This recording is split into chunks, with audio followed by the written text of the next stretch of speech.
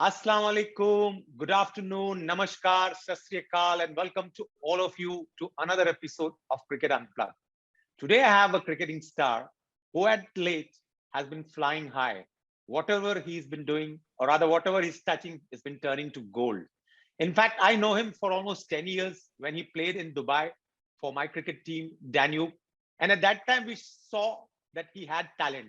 And of course, he had already entered the Zimbabwe cricket team and was showing what he was made of. When he started cricket, but before cricket, he wanted to become a pilot. And he almost passed the test. But I believe because of the eye test, he could not become a pilot. Ladies and gentlemen, boys and girls, we are talking about the Mukaddar ka Sikandar. When I say Zimbabwe ka Sikandar, Sikandar Raza, welcome to the show. Anis bhai, thank you very much. Assalamu alaikum and hello to everyone listening to us. It's lovely to be on your show, Anis bhai. You know what? I'll be very honest today. It's my pleasure to have a player who is in the form of his life. So, Anis bhai, the pleasure will always be mine. I mean, especially being on this show because Anis bhai, our people who've been with me for a long time during my journey, they'll always be special to me. And Anis bhai, you're one of them anyway. So it's my honor to be on your show. Thank you, bro. Thank you, bro. Without wasting much time, I want you to talk through what I gave you in my introduction, that you wanted to become a pilot and then what brought you into cricket. Could you just give us a little insight to our viewers? Yeah, so Anis bhai, pilot was being a fighter pilot, not a commercial one, was always my passion. And I passed the test. I got into PF, college, Lotopa, Murray. Then I did 3.5 years there.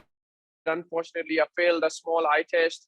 And they said I'm okay to be an aeronautical engineer or even to be a commercial pilot or join aviation and ground branches. And I said, no, my passion was to be a fighter pilot. And if I can't be a fighter pilot, then I would respectfully like to leave. And I left. And then I went to Scotland, did my graduation in software engineering. And then I came to Zimbabwe and it's my destiny. Destiny. That's all I can say. You said you came to Zimbabwe, so I believe it was your parents who moved to Zimbabwe, which made you also to settle down. Yeah, Anis bhai, so that's a good question because people think I came to Zimbabwe for cricket. I came to Zimbabwe with my family. They stayed here. I went back to Pakistan, did my second year of A-levels, then came back to Zim and then went to Scotland for my college and university, then came back and then started playing cricket. And I wasn't going anywhere until a gentleman named Mr. Gilmore McConey saw me, gave me an opportunity. 9 years later, Anis bhai, here we are. Alhamdulillah. I believe it was 2013 when you first made your ODI debut, if I'm not wrong. That's correct. Anis bhai, 2013 was my debut against Bangladesh in March, yes. All right. And then in the last 9 years, you've gone a long way, if I'm not wrong. Cricket has taken a full circle for you.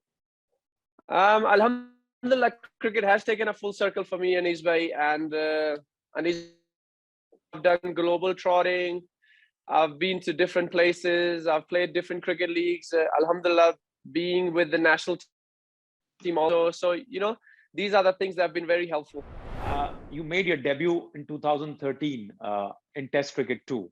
And I believe Test cricket is the highest format and every player wants to show that what he's made of. But having said that, when I look at your career, you just played 16 Test matches. Can you tell me why is that and what is the reason Zimbabwe get to play such less Test matches? So Anis bhai, I honestly believe Test cricket is the highest form of cricket, is the purest form of cricket, is the real test of anyone's ability, and it's my favorite format as well.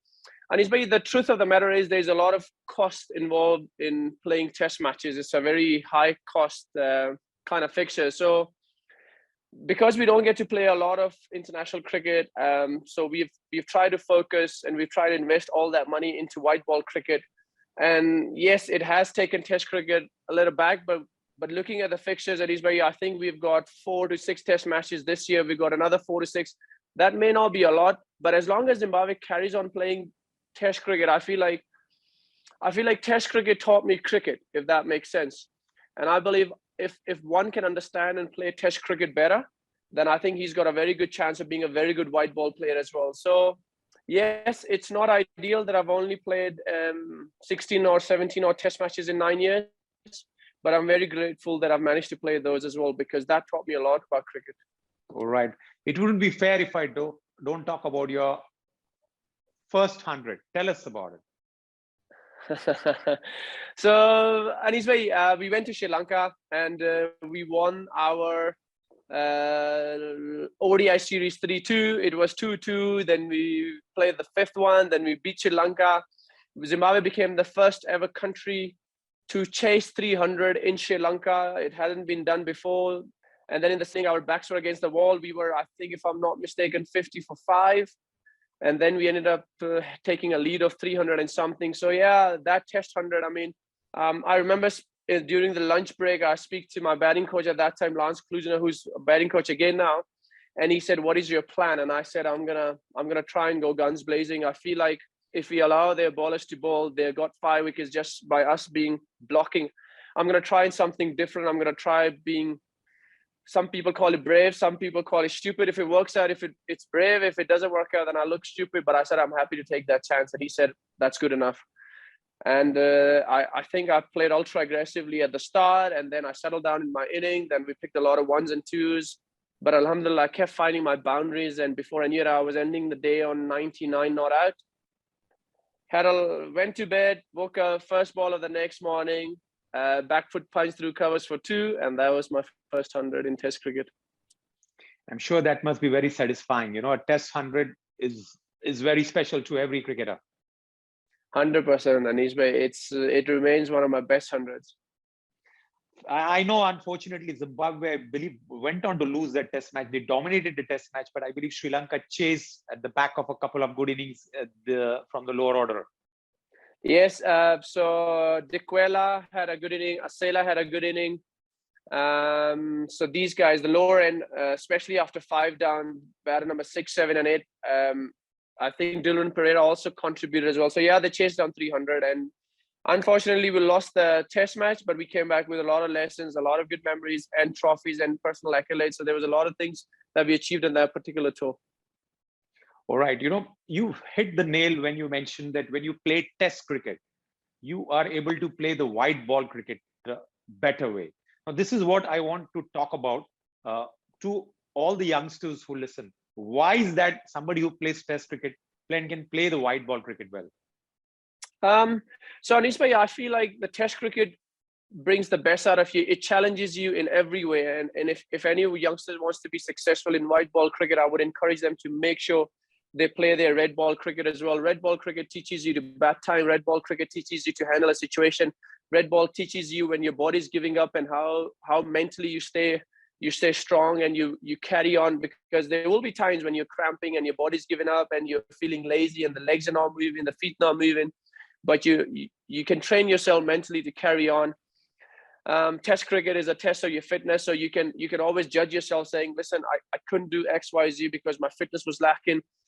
Or Test cricket also teaches you that opposition is always looking to expose your weakness. It teaches you that these are your weaknesses and you can go back into training and nets and work on your weakness. Test cricket for me teaches you everything there is about cricket. And once you can play more and more red ball cricket or Test cricket, then you can take those lessons from red ball cricket and bring into white ball cricket, and you have a very good chance of being successful. I always say that there may not be a lot of examples out there, but there is a very good chance of red ball successful cricketer to be successful in white ball. But there may not be many. There may not be many options or players out there who were extremely good in white ball cricket and ended up dominating red ball cricket as well. But there are a lot of good examples of cricketers who dominated the red ball cricket and dominated the white ball cricket. So youngsters who are listening to the show and who will probably go on to play cricket in the near future, it's the Test cricket, it's the 4-day cricket or the 5-day cricket which builds your temperament. And Sikandar Raza has said that, you know, you learn a lot of it. Your temperament is tested, which is the physical, mental, and emotional trait of a player. And that's what we could see in Sikandar Raza. Now I want to come to that, you know, your last phase of cricket. I would not say the last phase. You will have, mashallah, many more. The last 1 month where you, mashallah, scored, I think, more than 600 runs at an average of 100. You picked up some 11, 12 wickets at 20 odd. So before I come to the T20 World Cup qualifiers, I want to talk about this 2 back-to-back hundreds. Tell me about that chases. Like, what made you believe in yourself that no, you can chase down this total of 300 and 290 against a strong Bangladesh side? So Anis bhai, there were a lot of things that were going against us. We have lost to them in God knows how many years. We haven't won against them in years. We've lost 19 in a row. And these things started to bother me. And the other things that was bothering me, that some of my very good friends were injured. And not that it's anybody's fault, but you know what? We want to be successful, and I want to taste success. I want to sing the same songs or different songs in my changing room that the opposition always sings in their changing room. I want to celebrate with my fans, with Zimbabwean fans. There has to be happiness. We can't just lie down every time. So I did a lot of analysis on myself. How can they get me out? I did analysis on them. I did an extensive program on my own training, that this is what they're going to look to do. This is what I want to do. This is what they want to achieve. This is what I want to achieve. Some of the guys getting injured, and I think the last nail had to be that our backs were against the wall again, and we were 46 for 3, if I'm not mistaken, or something like that in one of the games. And then I think we were 28 for 3 or something like that. And that was that, because I had trained properly, and because Anis bhai, I felt like my training was very spot on. So people only see me scoring in the game, but some people don't understand that a lot of the work, if not most of the work, is done behind the scenes. So I prepared for this tour really well, and alhamdulillah, to see getting all the rewards that I did, it's very satisfying. Okay, now you mentioned that you worked a lot behind the scenes. That is what brings the results in the actual match. But when you are scoring, I've seen a lot of teams, especially the teams like Zimbabwe and the UAEs and the Omans, the teams we don't get to play a lot of cricket, rather one-day cricket.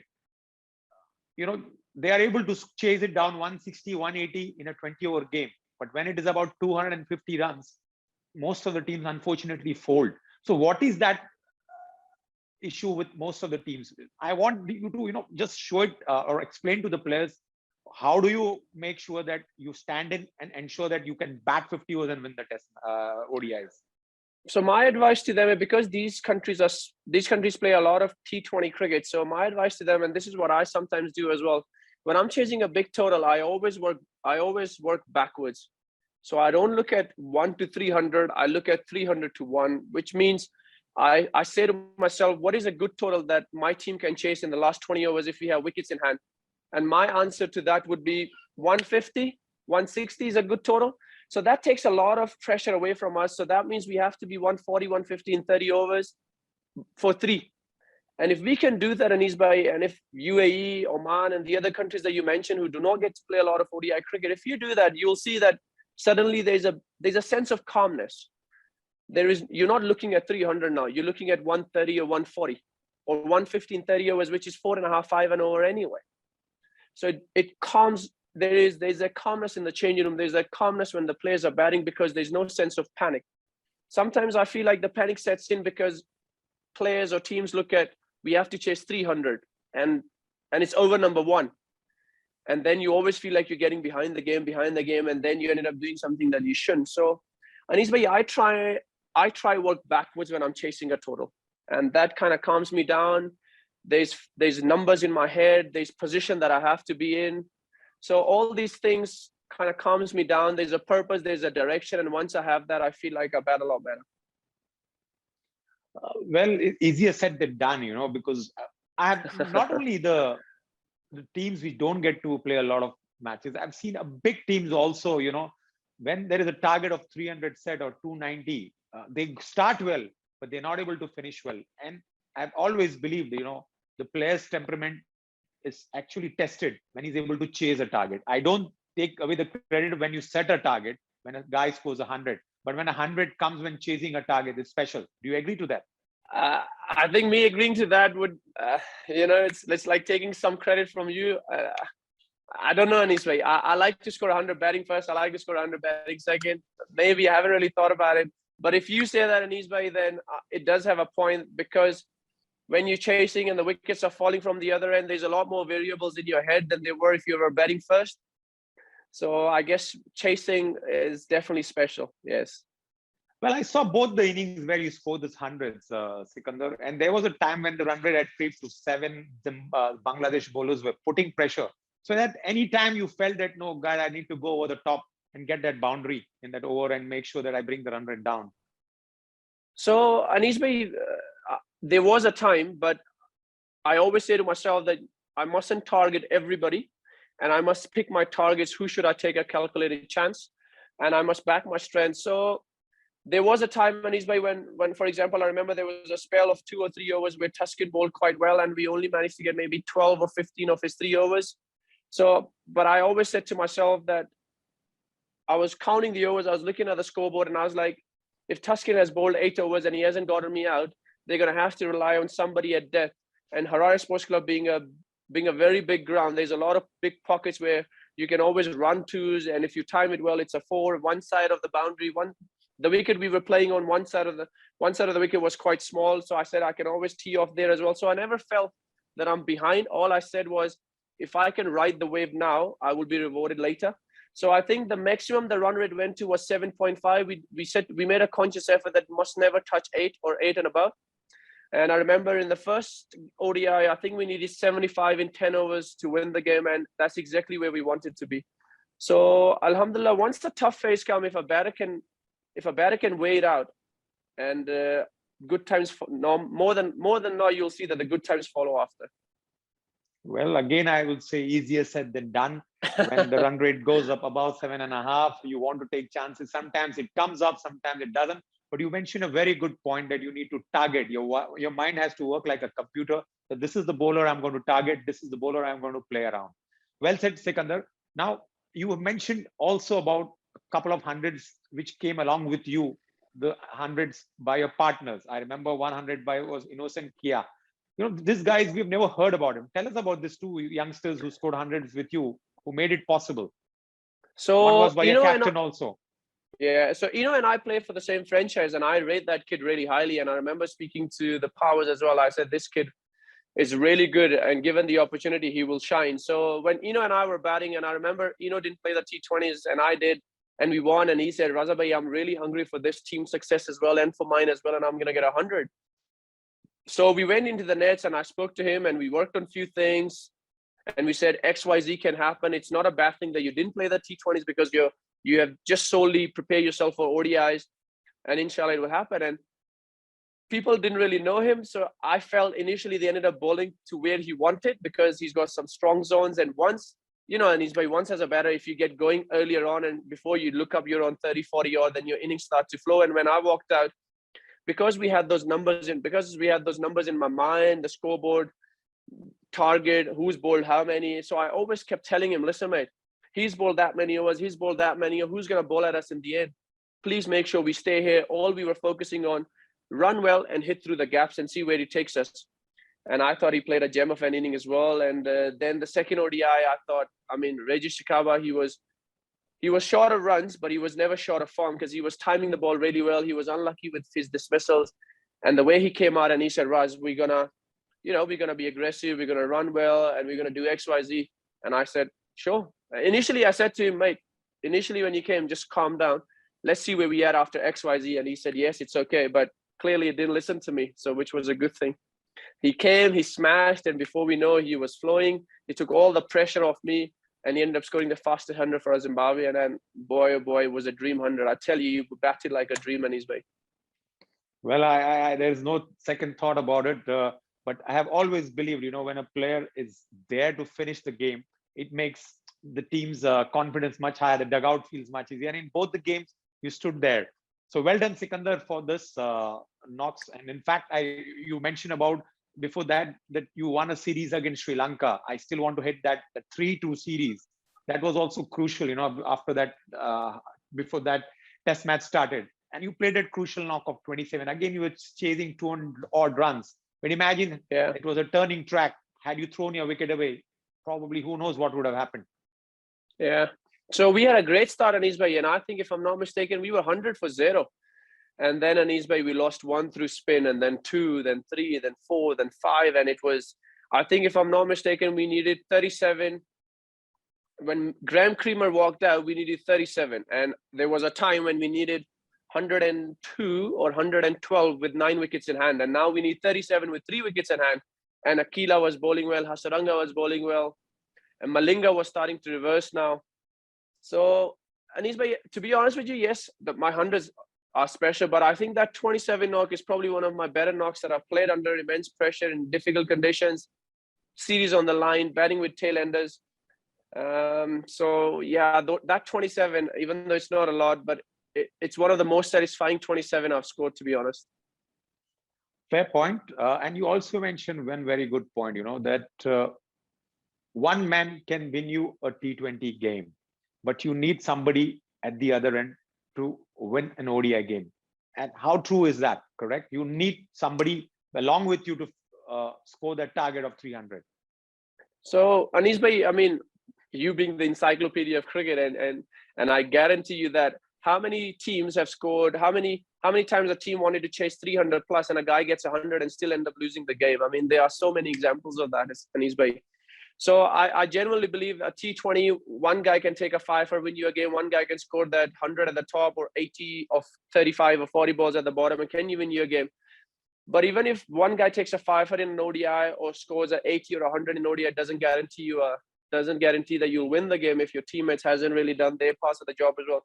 And that is the beauty of ODI cricket, and that's why I love playing ODI cricket as well. That it's hardly a one-man show. So a lot of the players have to step up. So everybody's in the game until the very end. So I remember Graham Creamer scoring, I think maybe 10 or 12 in that game, and I scored 27. But I promise you, Anis bhai, if you speak to Graham and myself, probably the best partnership we've had in a long time. Because there was series on the line, there was history on the line, there were so many things on the line for us. Zimbabwe doesn't win a lot, so there was happiness that we could have brought to our nation. First series win in 11 years, and there was so much of history that we were looking to achieve on that tour. And God forbid if you get the opposition out for 202 and then get it up rolled out for 198, you missed out on a lot of things. So alhamdulillah, we managed to put our names down in the history books by winning that tour, and that is one of the most satisfying parts.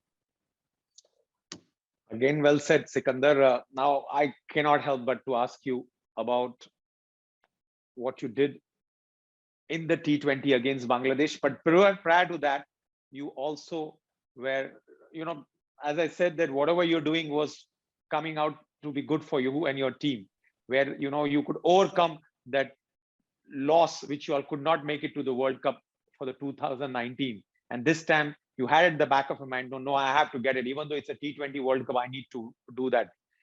Talk us through that qualifying rounds.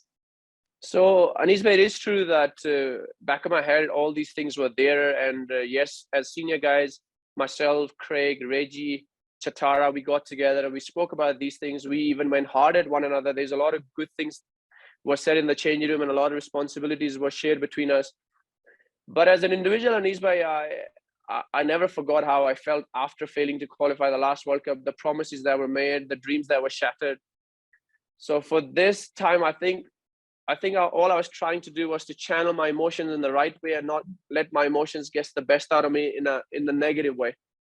So Dave Houghton came in. I remember Dave Houghton came in and I was in Rajshahi playing a T20 tournament and I had a video chat with him and he told me about his plans and I was happy. And I said, Coach, this is what is happening. He said, don't worry, you can join us late for a couple of days. Joined the squad a couple of days late. Alhamdulillah, won in Rajshahi.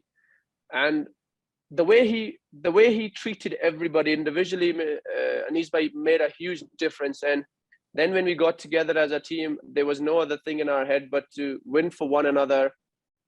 And if we have to run through the side screen for our country, if we have to run through the wall to make sure we win it, we'll do it. And we collectively made that decision. And alhamdulillah, we ended up achieving a lot of good things on that T20 qualifiers.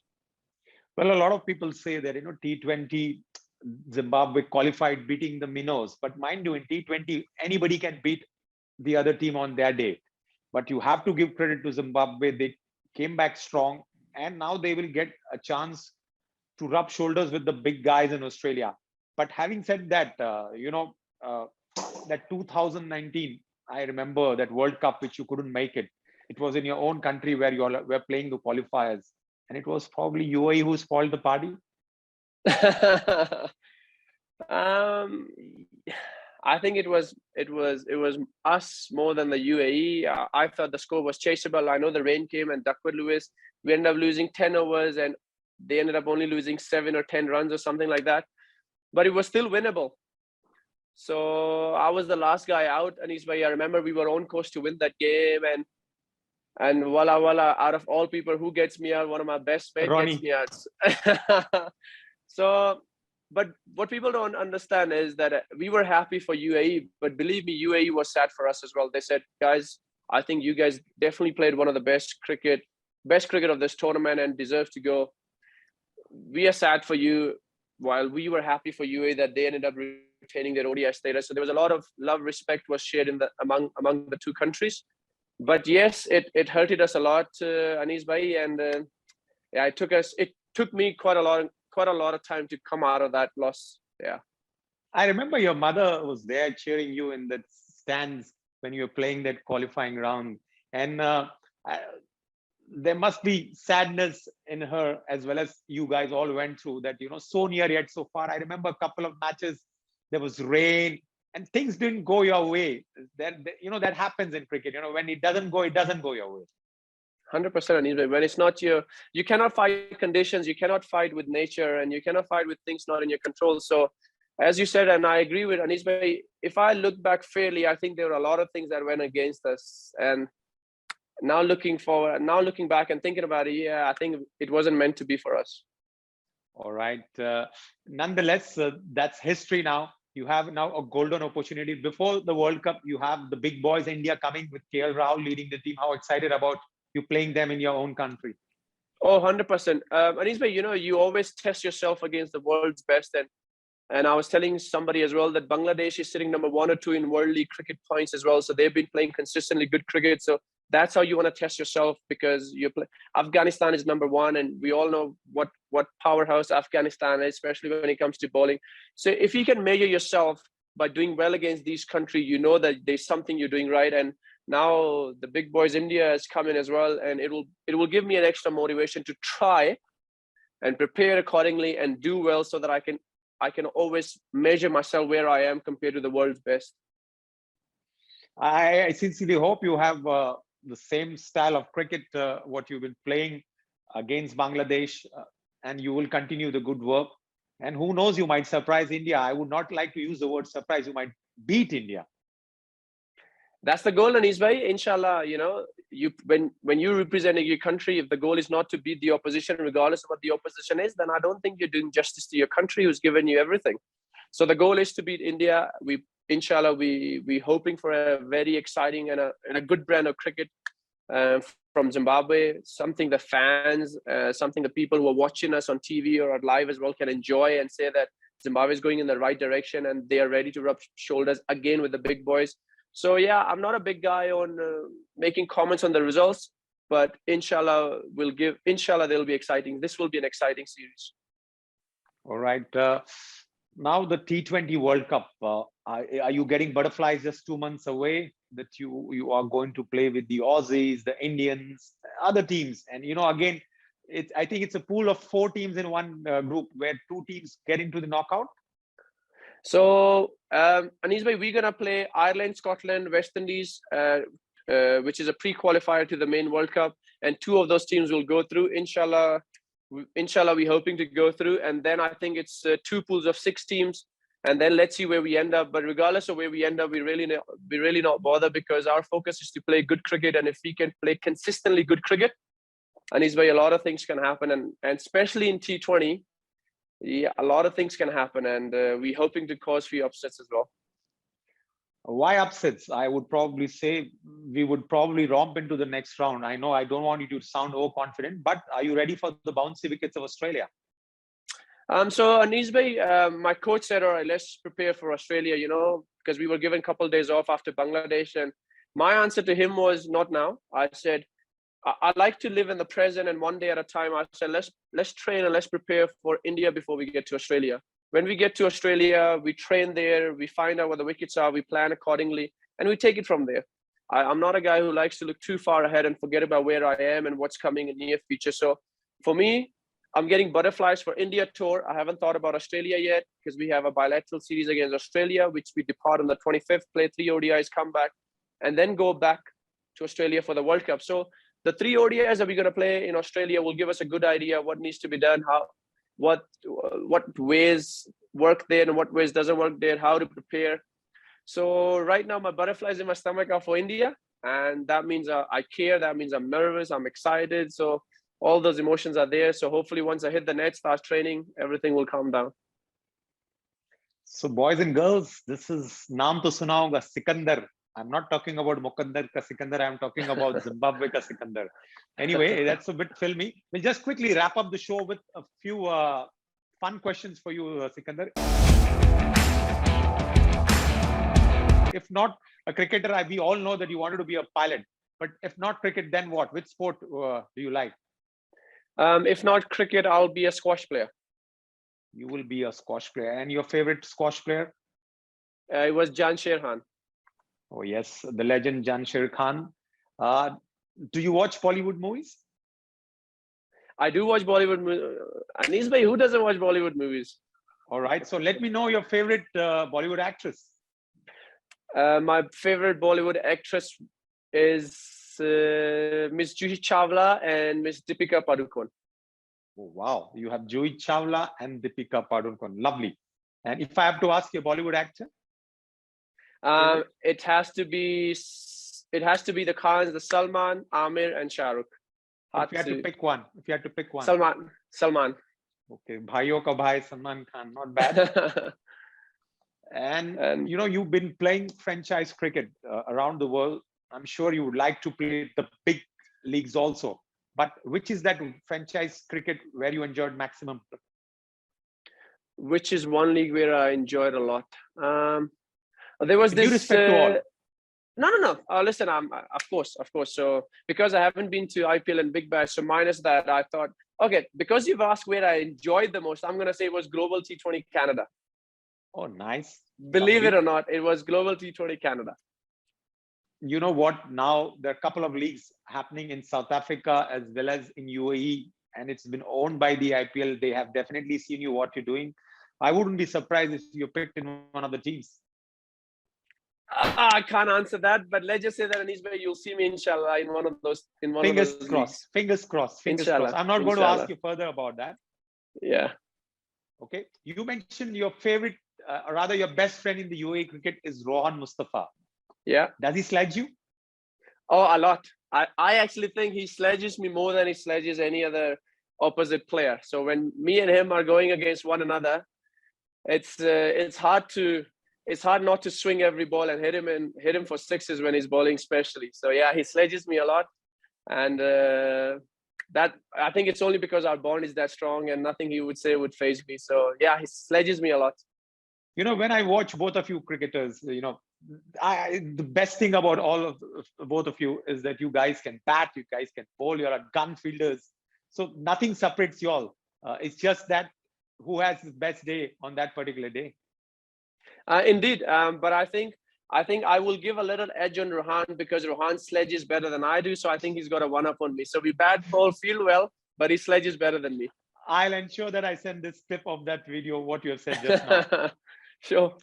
You know what? Anytime you felt that you wanted to play for Pakistan, being from Pakistan?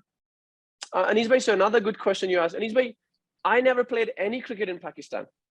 So there were a lot of tweets or reports or articles I read that PCB did injustice. PCB did nothing to me. I was never meant to be a cricketer. I was just a student. When I left Pakistan, I was still a student. I came here, student, went to UK, student.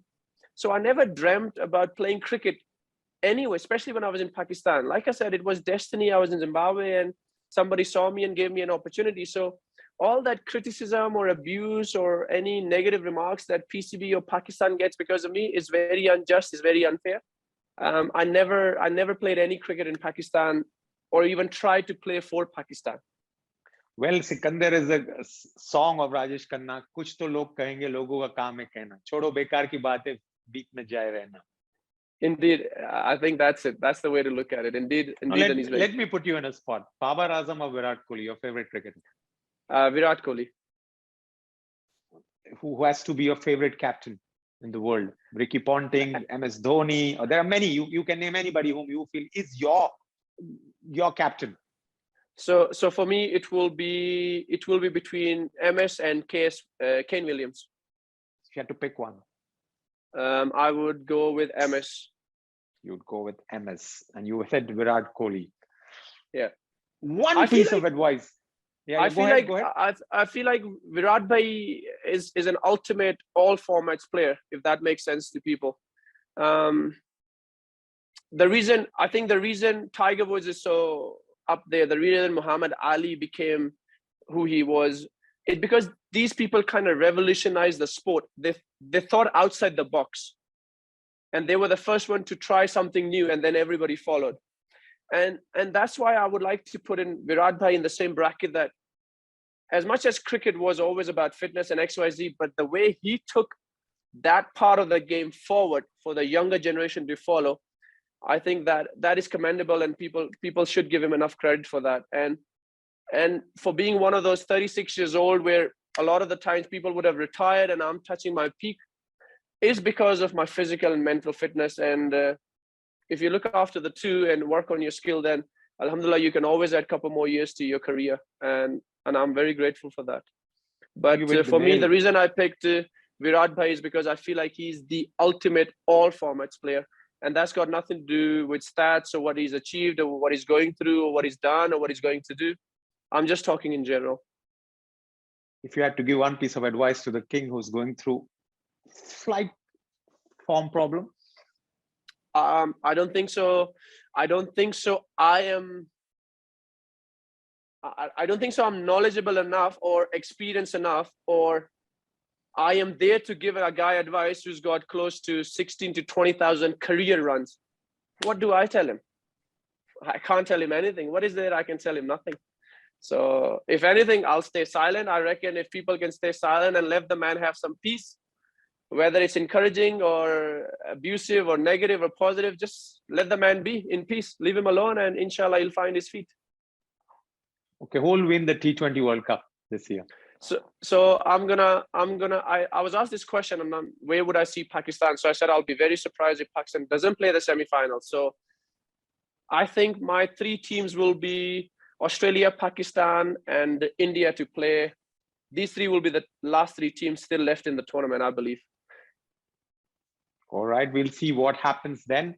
But trust me, Sikandar, I had a lovely time talking to you. I thought this is going to be a 20-minute show, but when you talk to a person like you who's a friend, a younger brother, and I want to go on and go on, but we'll probably have Sikandar once again for the Asia Cup, which is going to start in UAE in 2 weeks' time. So guys, hold your breath for now. Till then, we have to say, well done, Sikandar. Keep up the good work, and the world is watching you. Thank you very much, Nisbay. And before I go, I would like to let everybody know as well that when I was a nobody, and Nisbay, I'll always be grateful for those people who looked after me, gave me opportunities when I was a nobody. And one of the reasons why I hold you so high in my regard, because when I was a nobody, you gave me an opportunity. You called me to Dubai. You gave me an opportunity in the New Blinds to get better as a human and as a cricketer. And you loved me as one of your own family members, looked after me really well. Anis bhai, I'll always be grateful for that. I always will be grateful. Appreciate these kind words, but as you say, that it's all Allah who plans all this, and it's all destiny. So wish you all the best for the India series. Go well, go hard. Okay. Inshallah. And mind you, I'll be supporting Team India. No problem, Israel. No problem. But I know you'll be rooting for me as well. I know that. You can't. Sure. You take care, bro.